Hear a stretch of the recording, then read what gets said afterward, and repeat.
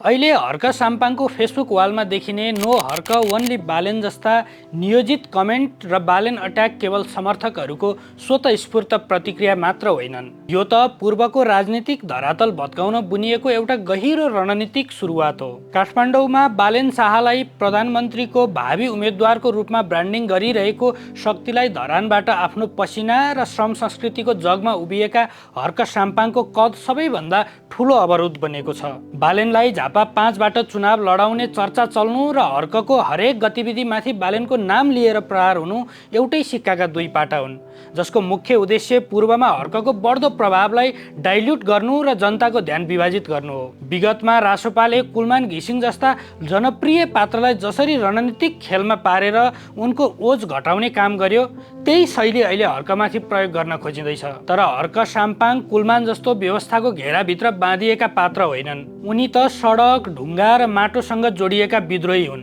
जसलाई कुनै पार्टीको आइटी सेल वा प्रायोजित कमेन्ट वारले गलाउन सक्दैन। बालेनको सिङ्गो टिमलाई पूर्वमा केन्द्रित गर्नु र उनलाई केपी ओलीसँग भिड्ने नायकका रूपमा प्रस्तुत गर्नुको भित्री अर्थ हर्कको आत्मनिर्भर राजनीतिमाथि ब्रेक लगाउनु नै हो। रासोपाका लागि हर्कको मौलिक श्रम राजनीतिभन्दा बालेनको डिजिटल क्रेज बढी सुरक्षित लाग्छ, किनकि हर्कको हाक्की र विद्रोही स्वभावले उनीहरूको सहरिया रणनीतिको जग नै हल्लाइदिने क्षमता राख्छ। यो सुनियोजित बालेन अट्याकले के पुष्टि गर्छ भने नयाँ भनिएका शक्तिहरू पनि सत्ता र शक्तिका लागि जनस्तरबाट उठेका वास्तविक नेतृत्वलाई सिद्ध्याउन कतिसम्म गिर्न सक्छन्। तर पूर्व अब कसैको राजनीतिक प्रयोगशाला बन्ने मुडमा छैन। फेसबुकका कमेन्टले हर्कको श्रम संस्कृति र जनताको भरोसालाई कमजोर बनाउन सक्दैनन्। यदि बालेनलाई अघि सारेर हर्कको साख गिराउने खेल खेलिन्छ भने त्यसले उल्टै माटोको राजनीति गर्नेहरूलाई अझ बलियो बनाउनेछ। हर्क साम्पाङ केवल एक नाम होइनन्, उनी पूर्वको प्रतिरोधको प्रतीक हुन्, जसलाई घेराबन्दी गरेर सिद्ध्याउने सपना देख्नु